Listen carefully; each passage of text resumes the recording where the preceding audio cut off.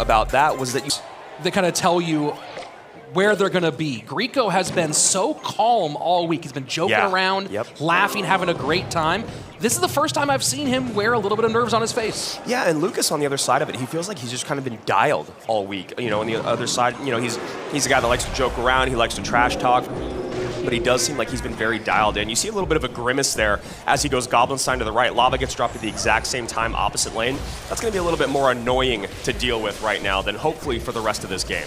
Yeah, so now the big question is going to be, does he double down on this right-hand lane, which he appears to be doing with the Bomber, and maybe trying to figure out an alternate way of dealing with the aerial assault on the left-hand side, but they're pretty even in Elixir, but Guriko has so much more on the board at the moment. Yeah, and he did a really good job with that flying machine, making sure he's playing it up to the other side, maybe giving a little bit too much poison value right here to Lucas. I would have loved to see him just kind of pump the brakes. He already had a lot of pressure with the lava plus the flying machine. I don't think he needed to push the issue there with the guards. Yeah, I mean, that's so much damage, but it feels like it could have been a few hundred more. Yes, exactly. Or it would maybe been just a hair less, but he'd have more Elixir. But he's dealing with his defense very well.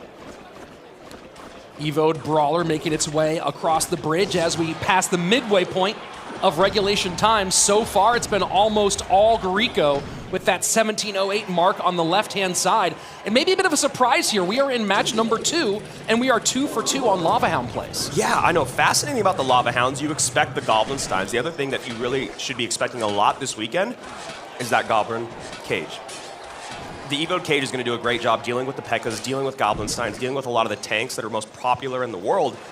But we've seen this small shift over the last few weeks with Lava being a more and more prevalent. And the list here of favorite card for Lucas being Skeletons, no surprise for the at one point top 2.6 Hog Cycle player in the world, back when that was still a fully viable deck.